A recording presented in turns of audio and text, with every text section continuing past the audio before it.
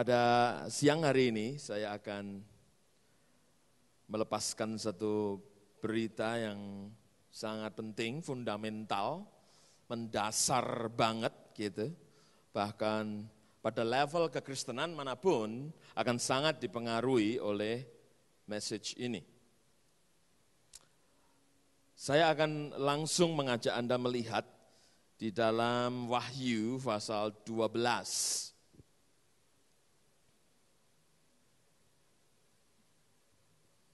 Kitab Wahyu ditutup mata kita oleh setan supaya kita tidak terlalu banyak membaca kitab Wahyu. Setan memberikan impresi yang dikirim kepada pikiran-pikiran anak Tuhan bahwa kitab Wahyu kitab mengerikan, itu berbicara tentang setan, kitab Wahyu bicara tentang hukuman, kitab Wahyu bicara tentang keadaan zaman yang mengerikan dan sebagainya.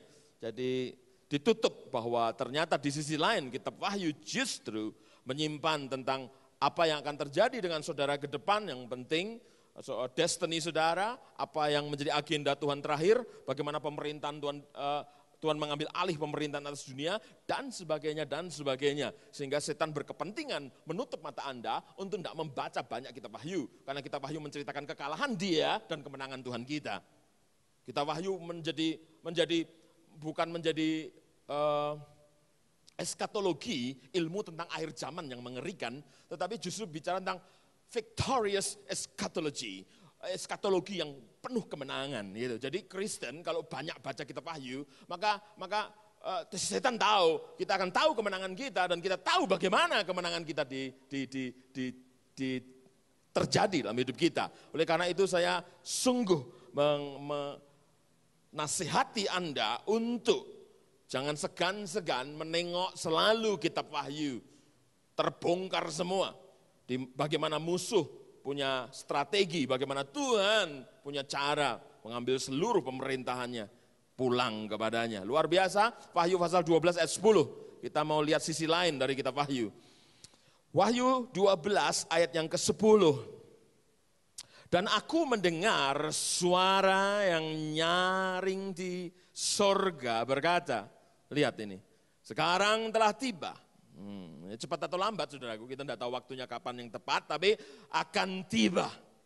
Alkitab bernubuat sekarang bahkan, telah tiba keselamatan dan kuasa dan pemerintahan Allah kita.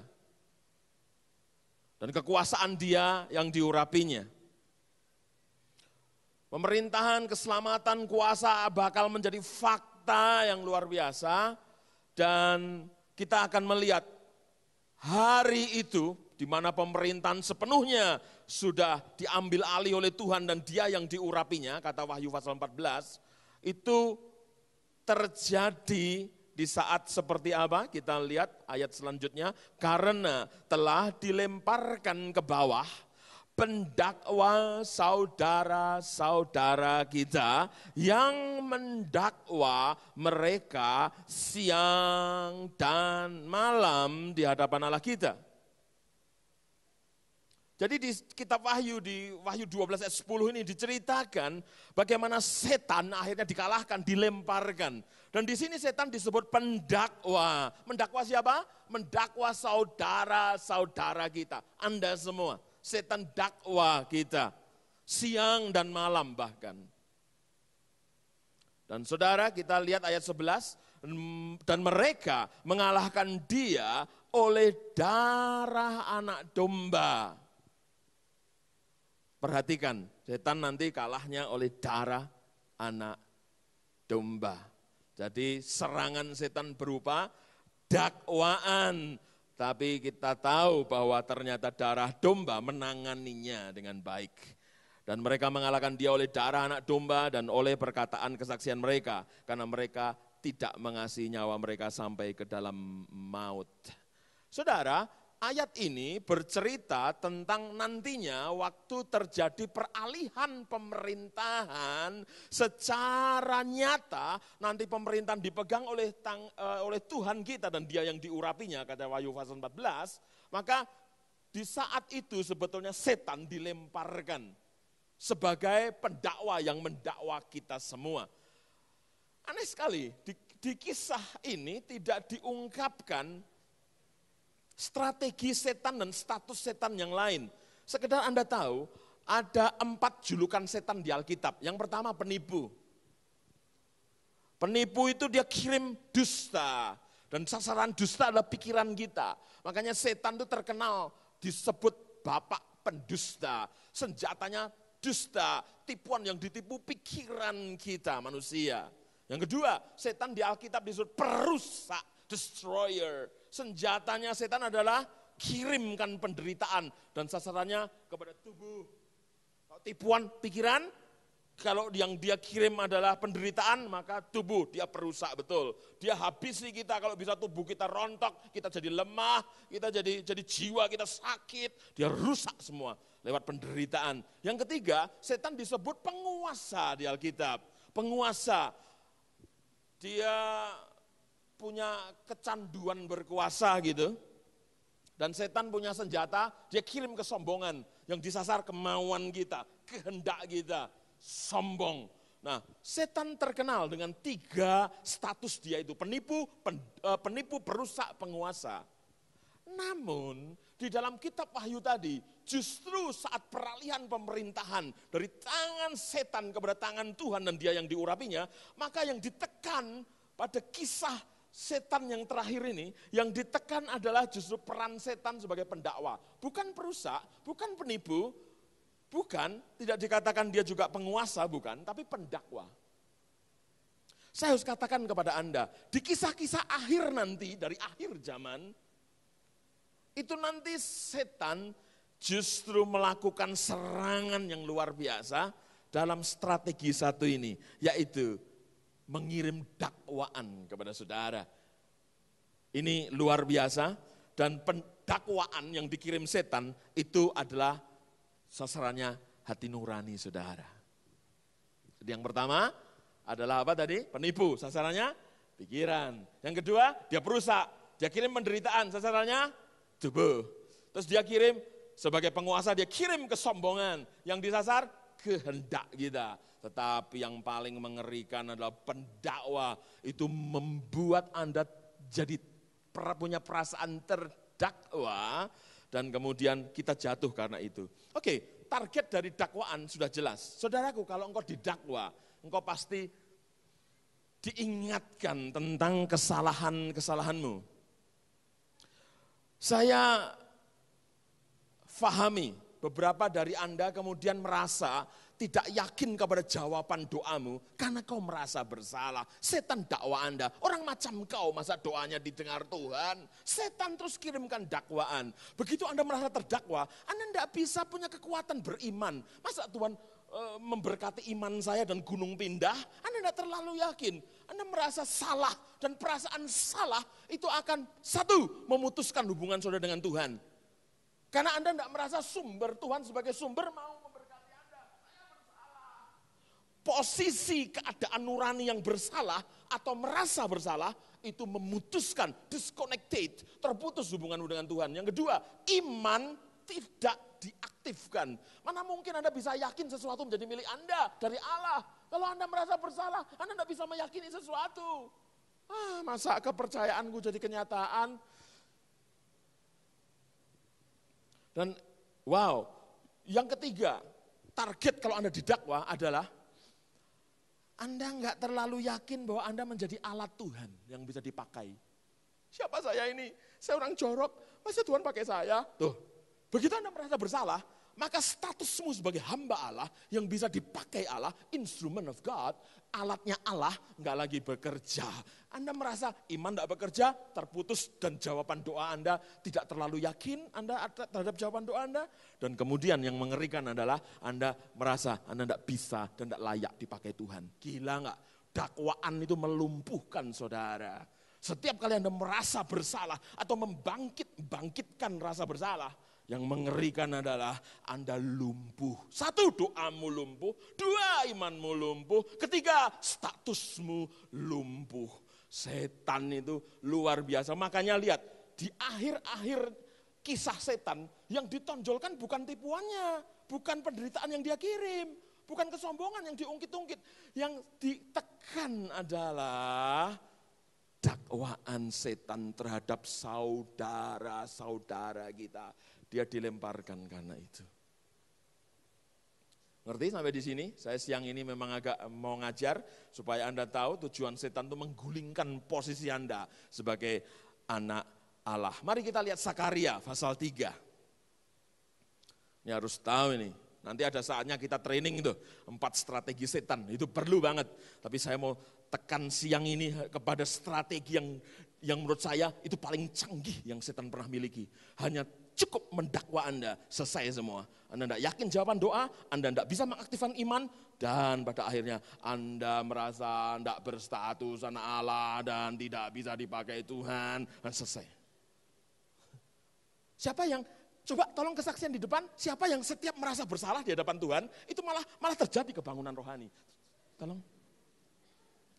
Siapa yang merasa kalau makin bersalah, itu rasa sukacita. Aku sejak punya perasaan salah itu aku senang banget.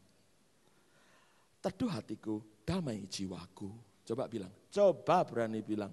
Enggak ada kan? Setiap kita begitu ditekan oleh rasa bersalah, aneh, disconnected dengan Tuhan, iman tidak diaktifasi, dan yang mengerikan, Anda tidak yakin bahwa Anda masih anak Allah. Wow, ini perlu kita bahas nih, gak main-main ini. Isu siang hari ini adalah isu strategi setan paling mengancam kita, dakwaan. Dan bagaimana mengatasinya? Alkitab bilang, dikalahkan oleh darah anak domba.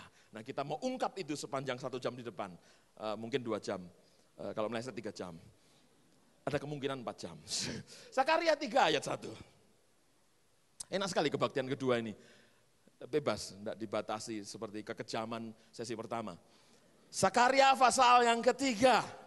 Sakaria pasal yang ketiga, ayat yang pertama. Kita mau lihat gambaran ini.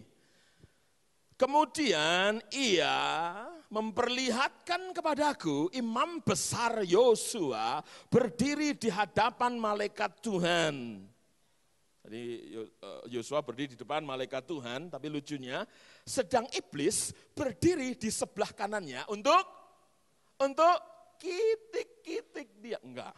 Untuk mendakwa dia, jelas. Apa yang setan lakukan? Jelas, mendakwa. Lalu berkatalah malaikat Tuhan kepada iblis itu, Tuhan kiranya menghardik engkau, hai iblis. Oh, iblisnya dimarahin. Malaikat Tuhannya enggak bilang, aku setuju, benar, Yosua memang kotor, setuju. Enggak. Lihat, malah dilawan itu setan. Lalu malaikat Tuhan berkatalah malaikat Tuhan kepada iblis itu, Tuhan kiranya menghardik engkau, hai iblis. Tuhan yang memilih Yerusalem kiranya menghardik engkau. Bukankah dia ini puntung yang telah ditarik dari api? Saudaraku, mestinya Yosua memang tidak layak dibela. Mestinya. Kenapa kita tahu? Karena ayat 3. Adapun Yosua mengenakan pakaian yang kotor waktu dia berdiri di hadapan malaikat Tuhan. Jelas kotor. Setan dapat alasan mengatakan Yosua kotor. Jelas emang setan itu benar. Memang yang dia lihat betul Yosua kotor. Tetapi keputusan malaikat Tuhan ini yang keren. Dia bela Yosua padahal kotor.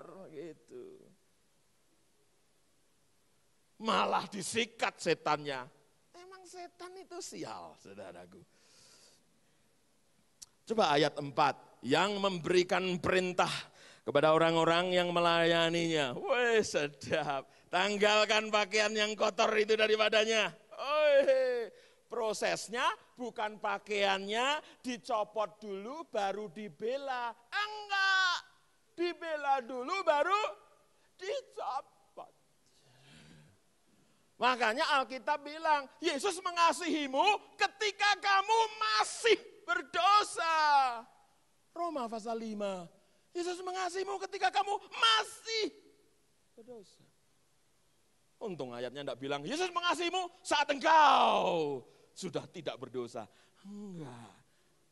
Enggak ada harapan kalau ayatnya seperti itu. Wajah-wajahmu tuh, waduh, wajah yang dihardik malah. Sedap. tanggalkanlah pakaian yang kotor daripadanya. Dan kepada Yosua ia berkata, lihat, sedap, dengan ini aku telah menjauhkan kesalahanmu daripadamu, aku akan mengenakan kepadamu pakaian pesta. Yang kotor diganti pakaian pesta.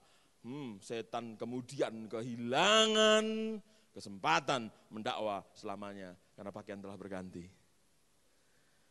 Saya sungguh senang karena ini akan mengobati semua sakit-sakit saudara.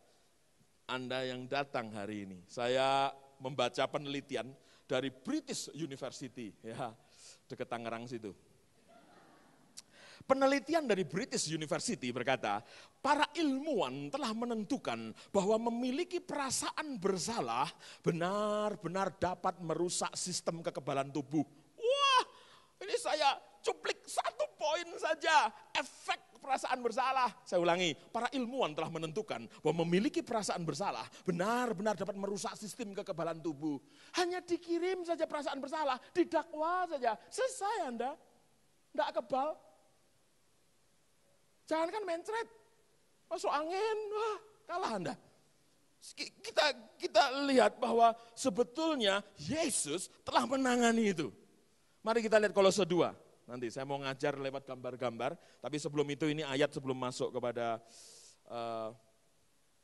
salah satu isu penting di Alkitab. Kolose 2 ayat 13, boleh kita lihat Kolose 2 ayat 13, saya baca, Anda simak baik-baik sampai ayat 15. Kolose 2 ayat 13. Kamu juga meskipun dahulu mati oleh pelanggaranmu dan oleh karena tidak disunat secara lahiriah telah dihidupkan. Dulu Anda melanggar, Anda mati. Tapi sekarang Anda dihidupkan Allah bersama-sama dengan Dia sesudah Ia mengampuni segala pelanggaran kita. Waktu Anda diampuni pelanggaran Anda dihidupkan. Makanya perasaan bersalah mematikan. Percayalah. Setiap kali Anda mengemban, membawa, memikul rasa bersalah, itu membunuhmu daripada menghidupkanmu. Maka Yesus perlu mengampunimu, menangani rasa itu. Saya ulangi, sesudah Ia mengampuni segala pelanggaran kita. Ayat 14, keren. Dengan bagaimana caranya, prosesnya? Menghapuskan surat hutang yang oleh ketentuan-ketentuan hukum, baca sama-sama, mendakwa dan mengancam kita. Yesus tahu dakwaan dan ancaman setan itu paling bahaya. Maka di kayu salib misi pentingnya itu surat utang yang isinya kekalahanmu, kekuranganmu, kelemahanmu, dosamu. Itu perlu dipakukan di kayu salib. Selesai, lunas gitu. Sehingga waktu setan mau dakwah, nggak bisa. Udah selesai. Yesus dan kayu salibnya menangani surat dakwaan itu. Dan itu ditiadakannya dengan memakukannya pada kayu salib. Ia telah melucuti pemerintah-pemerintah dan penguasa-penguasa dan menjadikan mereka tontonan umum dalam kemenangannya atas mereka. Wow. Jadi setan udah kalah. Yesus telah menanganinya. Seberapa Anda yakin itu? Saya mau memberikan Anda gambaran. Begini, beberapa dari Anda itu punya kebiasaan buruk di kepalamu, yaitu sin conscious, punya kesadaran sama dosamu, sadar akan kesalahanmu. Nah, saya sungguh berempati sama Anda, karena saya pernah merasakan tahun-tahun disiksa dengan begini, sadar kesalahan saya. Banyak orang Kristen yang tidak forgiveness conscious, sadar pengampunan Tuhan, dia lebih senang sadar kesalahannya. Perperangan Kristen itu masalah sadar. Anda sadar apa sekarang? Banyak orang malah bangga. Demikianlah saya, inilah saya yang miskin ini. Anda sadar kemiskinanmu, daripada Anda sadar Allah menyediakanmu. Lihat, kita tuh selalu punya sadar yang salah. Peperangan kekristenan itu conscious, kesadaran. Kita lebih senang menyadari kita salah daripada menyadari Yesus telah memakukan surat hutang itu. Kita ada dalam kesadaran yang menyiksa diri kita sendiri. Oh my God. Di mana kesadaranmu? Mari kita lihat gambar pertama. Saya mau jelaskan ada satu hal yang penting. Nah, percayalah itu bukan kotak perpuluhan. Itu namanya tabut perjanjian dan semuanya itu dari emas. Itu tabut perjanjian dari emas.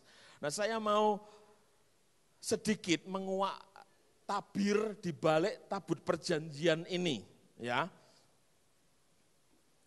Mari kita lihat di dalam Keluaran 25, kita akan banyak baca ayat-ayat untuk mengenali tentang tabut perjanjian. Keluaran 25 ayat yang ke-17 mulai. Keluaran 25 ayat yang ke-17 mulai. Juga engkau harus membuat tutup pendamaian dari emas murni. Mana gambarnya? Tutup pendamaian dari emas murni. Gambarnya mana? Nah, itu tutup pendamaian itu yang di atas. Ada 2 malaikat kerubim dengan sayapnya itu. Nah, itu yang bagian atas ini, tong ini, tabut ini ditutup oleh namanya tutup pendamaian dari emas murni. Kita lanjutkan pembacaan ayatnya. 2,5 hasta panjangnya dan 1,5 hasta lebarnya. Kira-kira lebar 1 meter, panjang 2 meter, tinggi 1 meter. Ayat 18, dan haruslah kau buat 2 kerub dari emas, tadi kerubim, malaikat kerubim, itu sebenarnya melambangkan Tuhan sendiri, yang nongkrong di atasnya itu, menjaga kebenaran dan keadilan. Kau buatlah itu dari emas tempaan pada kedua ujung tutup pendamaian itu. Jadi kerubimnya dibuat di ujung kanan, ujung kiri. Ayat 19, buatlah 1 kerub pada ujung sebelah sini dan 1 kerub pada ujung sebelah sana, seiras dengan tutup pendamaian itu. Kamu buatlah kerub itu di atas kedua ujungnya. Kerub-kerub itu harus mengembangkan kedua sayapnya ke atas tuh. Kerub itu harus mengembangkan kedua sayapnya ke atas. Terus, dan mukanya menghadap kepada masing-masing. Kepada tutup pendamaian itulah harus menghadap muka kerub-kerub itu. Perhatikan cerita ini. Kerub itu mukanya ngadep ke tutup pendamaian. Oke? Perhatikan, ingat-ingat itu, nanti saya mau jelaskan itu. Muka kerub itu menghadap ke tutup pendamaian. Terus ayat 21, haruslah kau letakkan tutup pendamaian itu di atas tabut. Nah, dan dalam tabut itu, tong itu isinya apa? Engkau harus menaruh loh hukum yang akan kuberikan kepadamu. Nah, ayat 22. Dan di sanalah aku akan bertemu dengan engkau dan dari atas tutup pendamaian itu, dari antara kedua kerub yang di atas tabut itu, aku akan berbicara dengan engkau tentang segala sesuatu yang kuperintahkan kepadamu untuk disampaikan kepada orang Israel. Gambarnya? Sebelumnya, di atas tutup pendamaian itu, yaitu di antara 2 kerub itu, Tuhan itu hadir di situ dan Tuhan berbicara dengan umatnya di sana pada zaman perjanjian lama. Tuhan bicara di situ. Perhatikan itu nanti. Nah, coba gambar berikutnya. Nah, tutup pendamaian itu bisa dibuka. Tutup pendamaian itu ada isinya. Apa isinya? Coba kita lihat gambar berikutnya. Nah, itu isinya. Aduh, ketutup tuh 1. Ya, itu isinya. Isi dari tabut perjanjian itu ada 3 benda di situ. Benda pertama, seperti guci, itu buli-buli isinya mana yang turun dari sorga, mananya disimpan di situ. Yang kedua, ada benda itu tongkat. Tongkat Harun yang bertunas berbunga. Kemudian benda ketiga itu 2 loh batu. Nah, itulah isi dari tabut perjanjian. Terus tiga-tiganya ditutup sama tutup pendamaian. Enggak boleh dilongok-longok. Sekali ditaruh 3 benda, ditutup. Tutupnya namanya tutup pendamaian. Terus dijaga oleh 2 kerup yang melambangkan Allah sendiri. Dijaga. Sayapnya itu di situ. Nah, Tuhan hadir tidak di dalam tong. Tuhan bersuara enggak di dalam tong. Tuhan hadir dan ngomong di atas tong. Itu penting.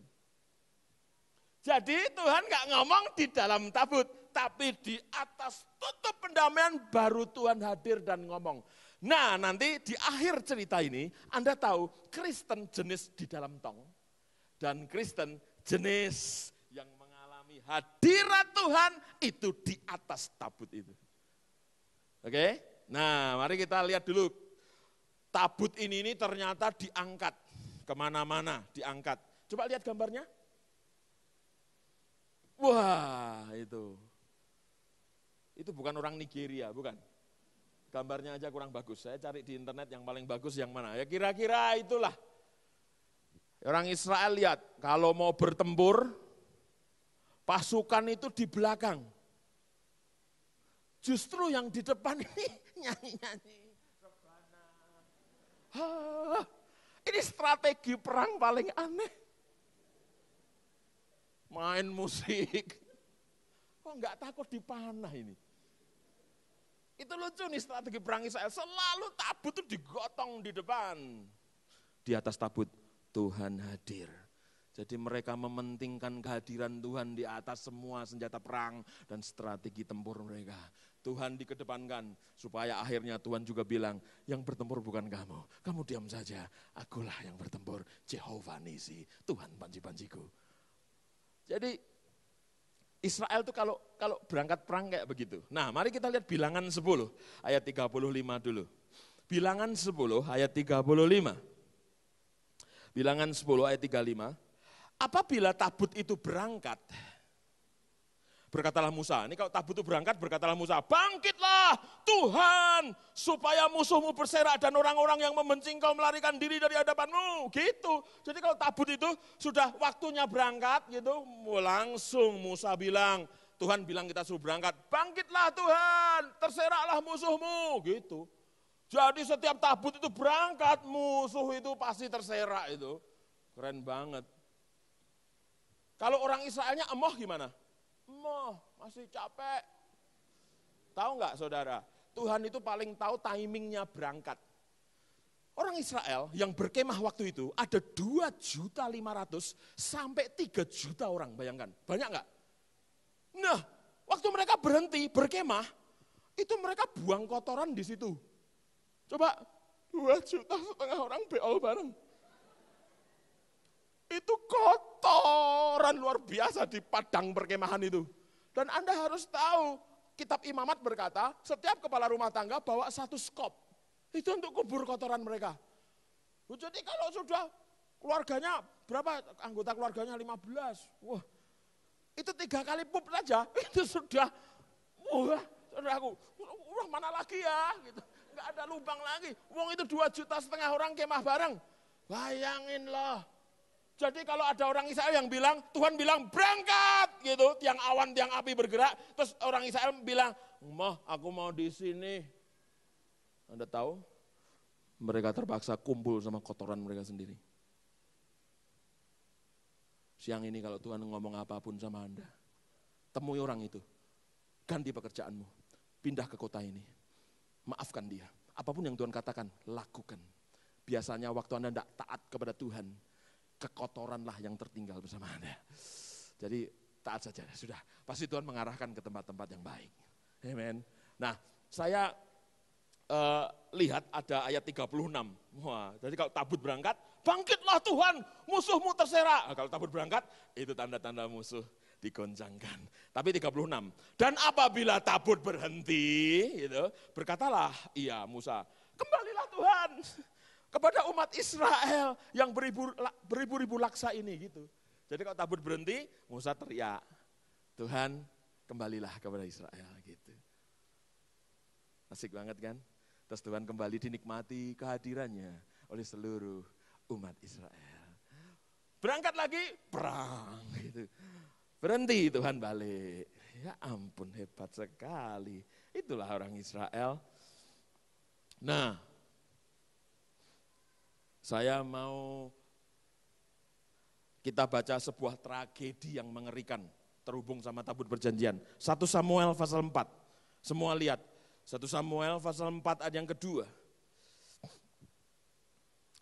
1 Samuel pasal 4 ayat yang kedua. Orang Filistin mengatur barisannya berhadapan dengan orang Israel. Ketika pertempuran menghebat, terpukullah kalah orang Israel oleh orang Filistin. Loh, kok kalah? Yang menewaskan kira-kira 4.000 orang di medan pertempuran itu. Banyak enggak 4.000 orang mati? Ini termasuk kekalahan terbesar yang Israel pernah alami. Sebelumnya Israel mengalami 36 tentara mati. Kisah kota Ai. Ayat 3. Ketika tentara itu kembali ke perkemahan, kalah nih 4.000 orang mati, mereka kembali dengan frustrasi, berkatalah para tua-tua Israel, mengapa Tuhan membuat kita terpukul kalah oleh orang Filistin pada hari ini?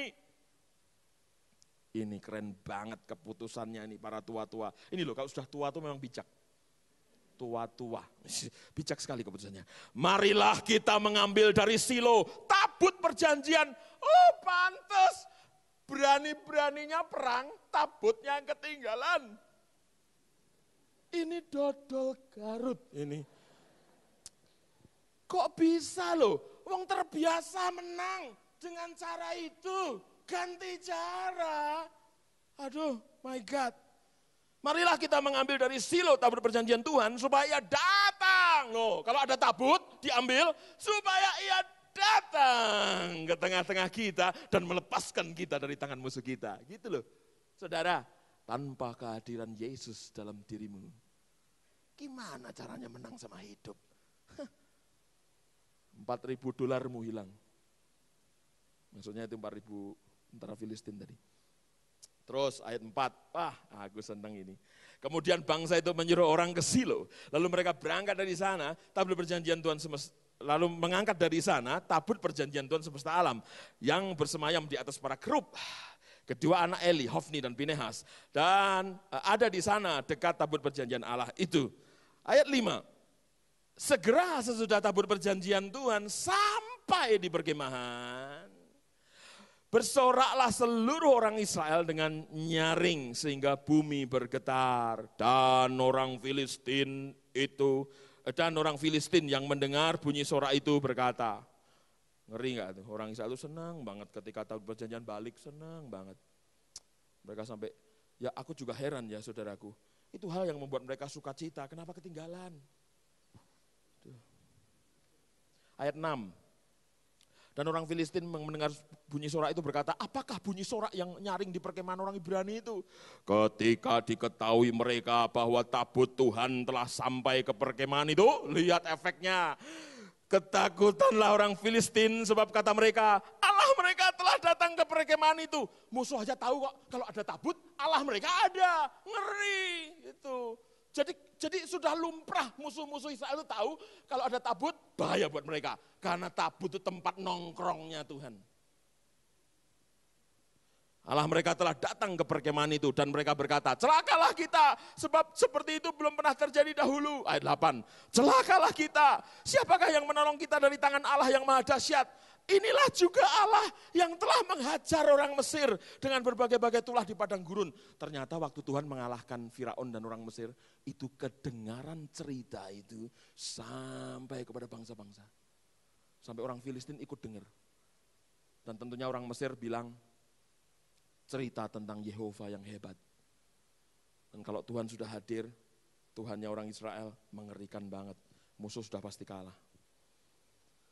Ini yang saya mau katakan bahwa saudara, engkau harus mengerti rahasia kehadiran Tuhan. perasaan bersalahmu itu menjadi target setan dalam dakwaannya. Supaya kau ndak ngalami Tuhan hadiratnya, kekuasaannya, dan suaranya. Oleh karena itu kita mau lihat gambar isi tabut tadi.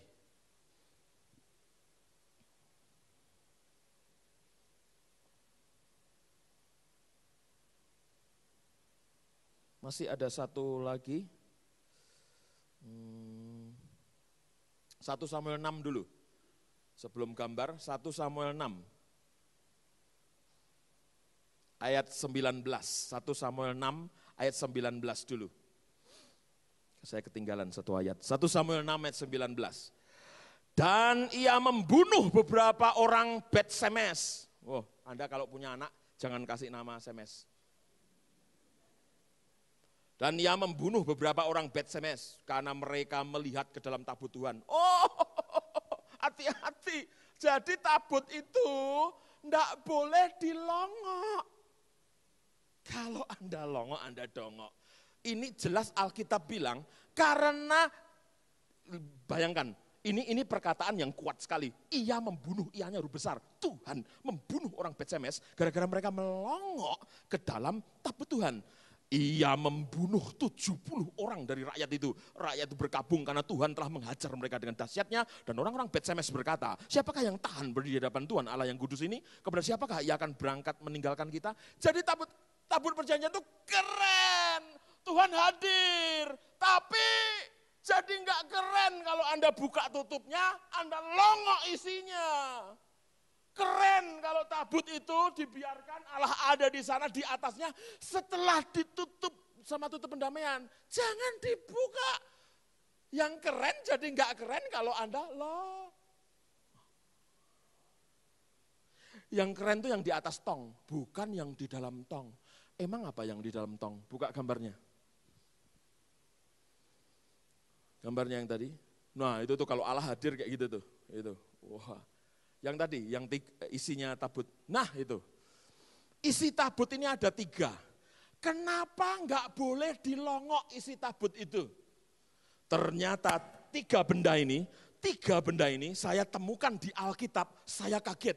Saya baca survei di kitab Imamat, Keluaran, Ulangan, saya kaget, saya temukan. Bahwa 3 benda ini pantas aja kalau dilongok mati, karena 3 benda ini menjadi perlambang bagi 3 hal. Ketiga benda ini melambangkan pemberontakan dan penolakan terhadap Allah sendiri. Mari kita lihat. Aku mau kasih tunjuk bukti ayat-ayatnya. Benda-benda ini lambang pemberontakan manusia semua. Yang pertama, mari kita lihat Ulangan 9. Ada beberapa banyak ayat yang menggambarkannya, tapi ini ayat yang paling buat saya paling mendekati untuk menjadi bukti bahwa ternyata 10 perintah Allah, 2 loh batu itu mewakili penolakan manusia terhadap standar Allah, hukum Allah, prinsip Allah ditolak. Mari kita lihat kejadiannya, Ulangan 9 ayat 11. Sesudah lewat 40 hari, 40 malam itu, maka Tuhan memberikan kepadaku kedua loh batu, loh-loh perjanjian itu. Lalu berfirmanlah Tuhan kepadaku, bangunlah, turunlah dengan segera dari sini. Jadi Musa suruh turun bawa loh-loh batu itu. Sebab bangsamu yang kau bawa keluar dari Mesir telah berlaku busuk. Mereka menyimpang, lihat, dari jalan yang kuperintahkan kepada mereka, mereka telah membuat patung tuangan. Jadi waktu Musa itu nerima 2 loh batu, di saat yang sama Israel di bawah buat patung tuangan. Kurang ajar nggak itu? Jadi benar-benar ini keadaan yang kacau sekali. Israel nggak mau nunggu hukum yang turun dari Gunung Sinai. Mereka buat hukum mereka sendiri. Patung lembu emas tuangan, ampun nggak toh? Itu benar-benar menolak apa yang diberikan Tuhan di atas gunung, ditolak. Prinsip-prinsip Allah ditolak. Standar 10 perintah Allah, standar prinsip ditolak. Mereka memilih prinsip-prinsip duniawi, patung tuangan, lembu mati, nggak ada nyawa, nggak ada roh, itu yang mereka tuhankan. Ini buat Tuhan kekejian yang luar biasa. Yang kedua, tadi gambarnya buli-buli isi mana. Mari kita lihat ayatnya, Bilangan 11. Bilangan 11 ayat 4.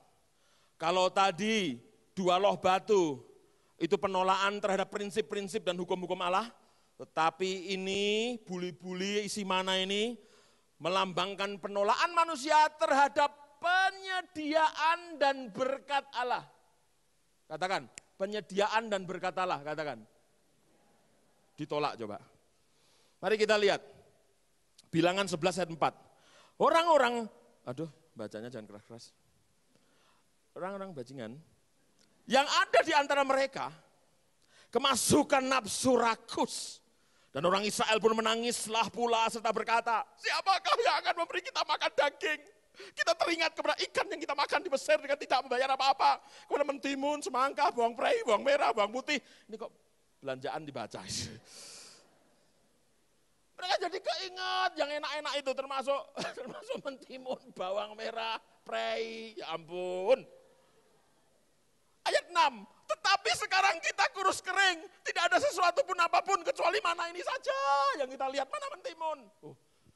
Saya mau nanya, kalau Anda di rumahmu tiba-tiba kejatuhan mana dari surga, dari plafon rumahmu, senang enggak? Senang enggak? Ajaib enggak? Hari pertama. Seminggu? Senang. Makanya itu terus, seminggu. Sebulan? Agak senang, tapi mulai bosen. Kalau 40 tahun, tidak mudah. 40 tahun makanya itu dong. Sebetulnya pantas mereka bosan, tapi itu penghinaan kalau berkatalah. Saudara hati-hati ya, yang biasanya dulu waktu terima kerjaan bersyukur, karena selalu sudah biasa kerjaannya sekarang nggak bisa ngucap syukur lagi. Sesuatu yang udah biasa, susah Anda syukuri lagi, hati-hati. Oke, termasuk istrimu kan, istrimu tuh Mbak Dewi, sayangku, tiap hari 3 bulan. Bulan madu lewat tinggal bulannya. Madunya udah habis, nggak ada sayang-sayangan lagi. Udah terbiasa anugerah itu. Kemudian Anda jadi komplain. Ini menolak penyediaan Allah. Yang ketiga, tongkat Harun. Wah, saya teliti lagi. Kalau tongkat Harun kenapa ya? Oh, tongkat itu setahu saya lambang otoritas, pemerintahan. Mari kita lihat kisahnya. Tongkat Harun ini mewakili penolakan manusia terhadap pemimpin yang ditetapkan Allah. Terhadap otoritas, hati-hati. Penolakan terhadap otoritas membahayakan hidup Anda. Menurut penelitian kami, di 7 Basic Principle of Life, maka dosa dengan dampak terbesar adalah melawan otoritas. Hati-hati. Dosa dengan dampak penghancurannya terbesar di dunia, itu perlawanan terhadap otoritas Tuhan yang diwakilkan kepada otoritas-otoritas di muka bumi. Mari kita lihat Bilangan 16. Lalu berkatalah Musa kepada Korah, cobalah dengar hai orang-orang Lewi, belum cukupkah bagimu bahwa kamu dipisahkan oleh Allah Israel, dari umat Israel, diperbolehkan mendekat kepadanya, supaya kamu melakukan pekerjaan pada kemah suci Tuhan, dan bertugas bagi umat itu untuk melayani mereka, dan bahwa engkau diperbolehkan mendekat bersama-sama dengan semua saudaramu Bani Lewi, dan sekarang mau pula kamu menuntut pangkat imam lagi, sebab itu engkau ini dengan segenap kumpulanmu, kamu bersepakat melawan Tuhan. Siapakah Harun sehingga kamu bersungut-sungut kepadanya? Ingat dong Harun itu siapa? Itu ditunjuk Tuhan loh saudaraku. Sekarang lihat Bilangan 17 ayat 10. Lalu Tuhan berfirman kepada Musa, kembalikanlah tongkat Harun ke hadapan tabut hukum untuk disimpan menjadi tanda bagi orang-orang durhaka atau pemberontak kepada otoritas, sehingga engkau mengakhiri sungut-sungut mereka dan tidak kudengar lagi, supaya mereka jangan mati. Nah, gambarnya dilihat lagi. Saudara, gambar yang tadi sebelumnya, 3 benda itu semua lambang pemberontakan terhadap pimpinan Tuhan, terhadap prinsip Tuhan, dan terhadap penyediaan Tuhan. Itu lambang pemberontakan. Nah, Tuhan itu penuh kasih karunia. Dia tidak mau saudara tertekan dalam perasaan salah karena menyalahi prinsip, menyalahi berkat Tuhan, dan menyalahi kepemimpinan Tuhan. Maka Tuhan perintahkan ditutup. Dan Anda nggak boleh longok nginget-inget kesalahan lagi. Karena itu ditutup dengan tutup pendamaian. Anda sudah berdamai dengan Bapa karena Yesus Kristus. Dan yang luar biasa saya mau beritahu, ternyata tutup pendamaian itu bahasa asli di perjanjian baru, bahasa Gerika. Saya buka kaget, ternyata ditulis mersisit, tahta kasih karunia. Ternyata tutup pendamaian itu nama lainnya mersisit. Kasih karunia Tuhan menutup semua kesalahan Anda. Anda jangan ingat-ingat lagi dosamu, kesalahanmu. Jangan dilongok isi peti itu, hanya membunuhmu. Anda harus Jesus conscious, jangan sin conscious. Anda sadar pengampunan Tuhan daripada sadar tuduhan setan. Kenapa Anda sadar dakwaan daripada sadar pengampunan? Saya tahu beberapa orang di ruangan ini disiksa dengan kesalahannya. Tapi saya harus katakan kepadamu, berhenti dari siksaan itu. Yesus terlalu baik untuk membuat dan membiarkanmu tersiksa. No. Tadi Alkitab bilang, kalau ngelongok isi tong itu, mati kan. Sekarang katakan sama saya, ketertuduhan mengeringkan kerohanian, katakan.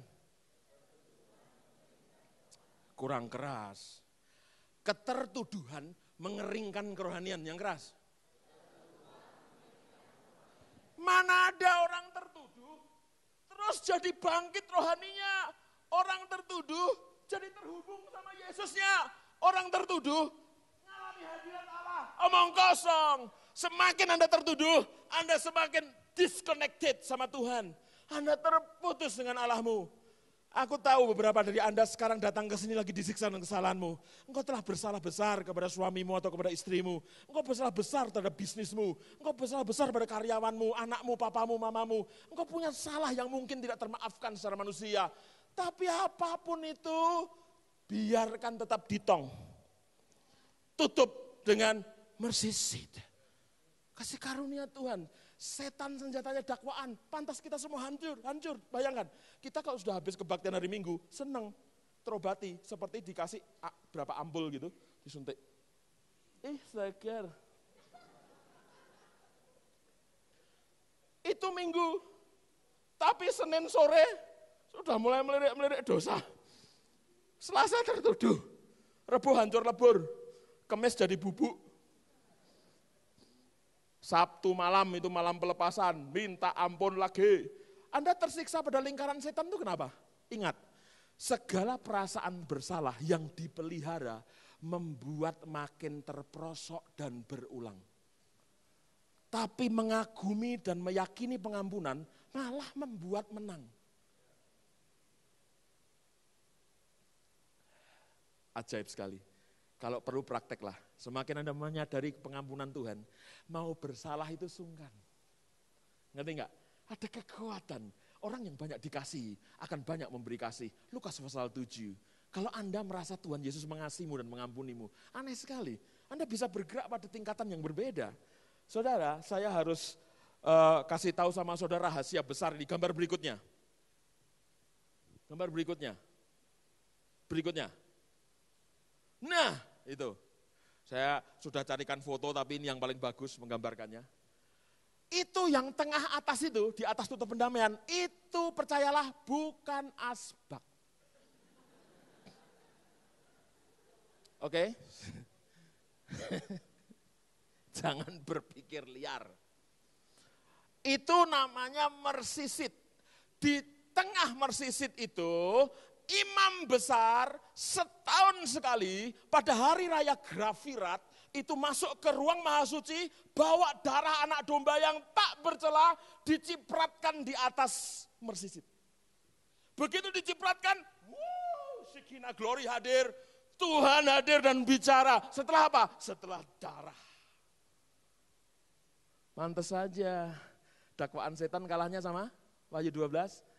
Darah Yesus. Karena darah Yesus itu mewakili belas kasihan Allah, pengampunan Tuhan, pembersihan, pemurnian, penyucian hati nuranimu. Ibrani pasal 9 berkata, darah Yesus menyucikanmu dari hati nurani yang sia-sia. Keren gak? Jadi darah Yesus bukan menyucikanmu dari dosa luar. Darah Yesus menyucikanmu dari hati nurani yang sia-sia. Nah, itu yang ditembak setan, itu hati nurani. Kamu salah, kamu salah, kamu salah, kamu salah. Itu hati nurani. Nah, darah Yesus itu efeknya kepada hati nurani. Wow. Makanya kalau Anda lagi dituduh setan, kamu salah. Langsung jangan mau disiksa perasaan itu. Anda datang kepada Allah, Anda bilang begini, saya akui Yesus Kristus telah mencurahkan darahnya 2000 tahun yang lalu untuk dosaku. Sekarang aku terima pengampunannya. Selesai. Butuh 2 jam? Enggak. Kan sudah terjadi 2000 tahun yang lalu. Terima aja. Akui aja.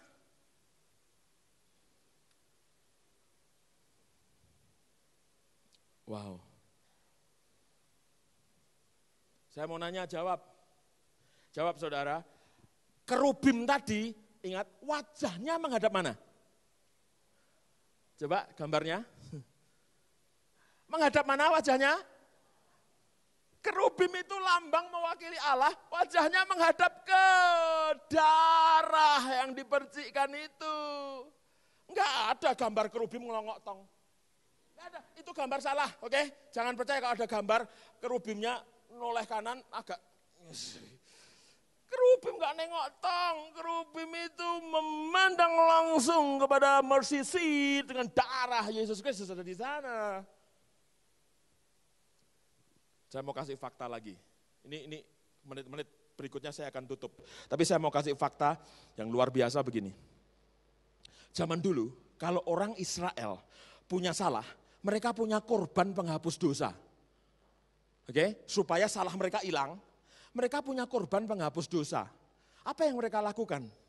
Yang orang Israel lakukan adalah membeli binatang korban.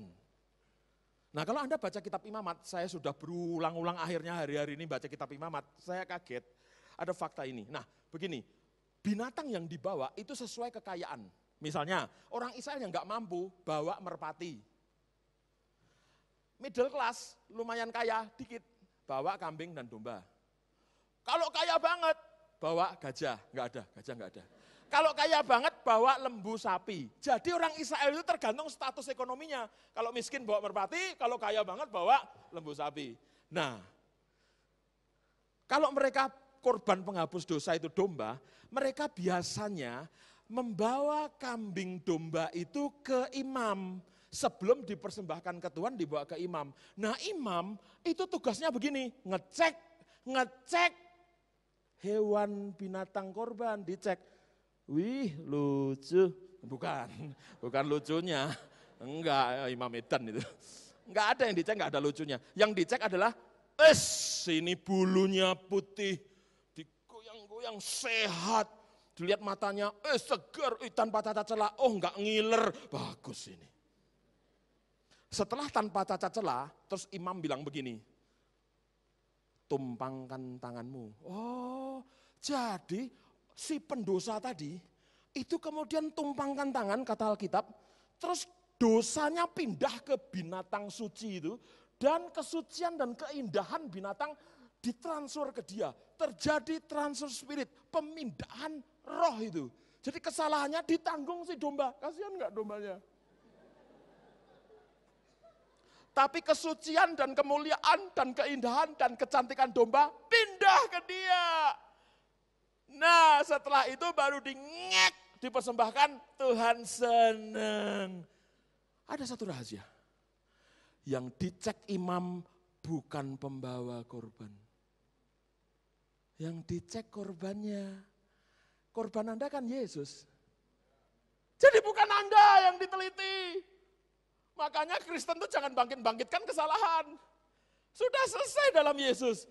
Bapa telah Yesus telah menyerap seluruh kemurkaan Bapa. Seluruh dosa manusia di bumi diserap oleh Yesus di Kalvari. Udah habis.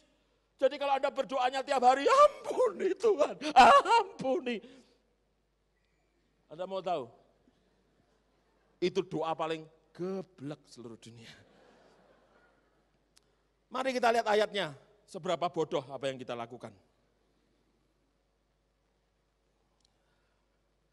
Sorry, saya kasih ayat yang banyak sekali yang belum kita baca.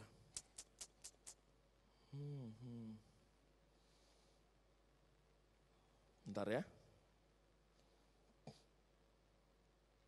Ini pendamaian. Wow.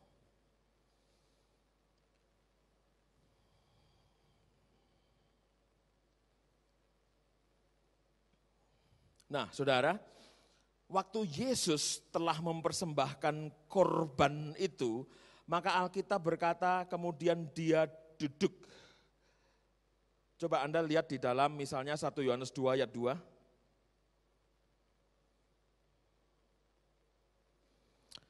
1 Yohanes 2 ayat 2, dan ia adalah pendamaian untuk segala dosa kita. Mersisit, kata pendamaian di situ, kalau Anda buka bahasa Girika, artinya mersisit atau tahta kasih karunia. Terus Ibrani 9 ayat 12, enggak apa-apa, ini ayat bagus, kita cek. Ibrani 9 ayat 12, dan ia telah masuk satu kali untuk selama-lamanya ke dalam tempat yang kudus. Yesus telah masuk sekali untuk selama-lamanya dengan membawa korban darah domba jantan dan darah anak lembu, tetapi dengan membawa darahnya sendiri, dan dengan itu ia mendapat kelepasan kekal. Wow, ini ayat-ayat yang menunjukkan bahwa Tuhan kemudian telah melepaskan karya Kalvari untuk Anda. Sekarang ayat terakhir dari saya, yaitu Ibrani 10. Mari kita lihat ayat terakhir kita.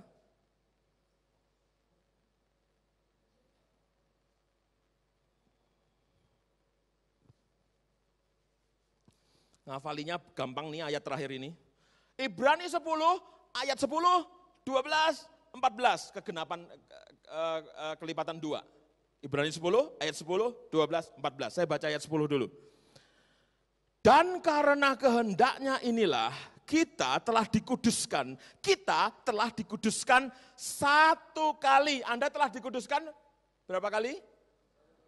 Berhari-hari? Berkali-kali? No.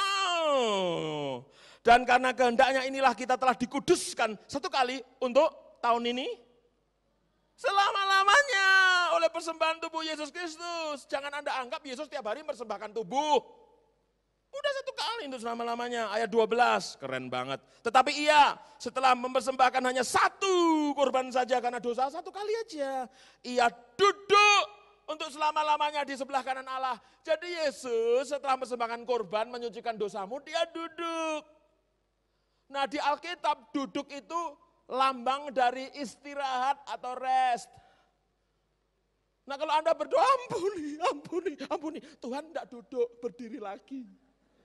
Anda tuh suka buat Yesus duduk, berdiri.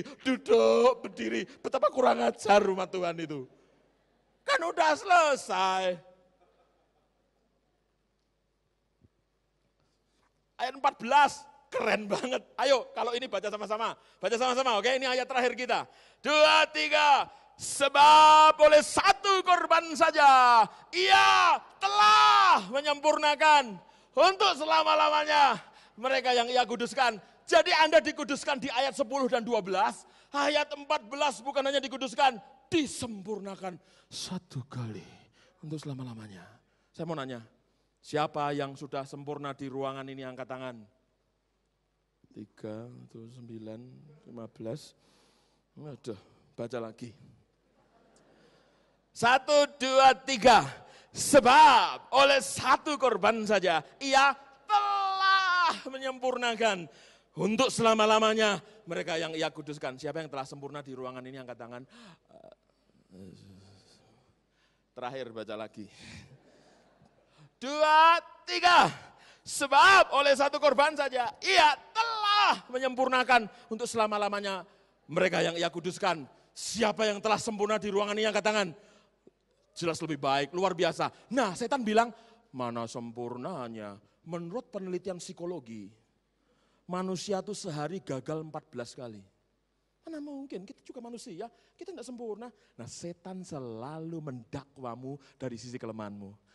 Kita harus tahu, roh, tubuh, jiwa.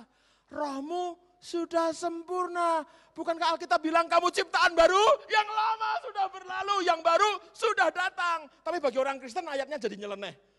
Yang baru, kamu manusia baru, ciptaan baru, yang baru sudah datang, yang lama sudah hilang kan mestinya.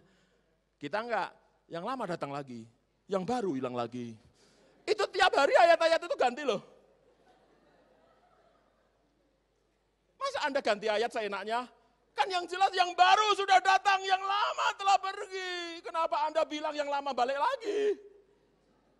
Anda memperkosa ayat-ayat yang suci. Yang belum sempurna itu kan pikiran kita, jiwa kita. Yakobus 1 berkata dalam proses, in progress itu jiwa. Tubuh itu nanti. 1 Korintus 15, bahwa tubuh kita diubah nanti kepada tubuh kemuliaan. Tapi roh, tidak ada masalah. Nah setan sikatnya rohmu. Karena kalau rohmu lemah, jiwamu lemah, tubuhmu lemah, dan sakit akan datang. Tadi British University, kekebalan tubuh bisa hilang gara-gara perasaan rasa bersalah. Wow. Siapa yang telah sempurna di ruangan ini angkat tangan.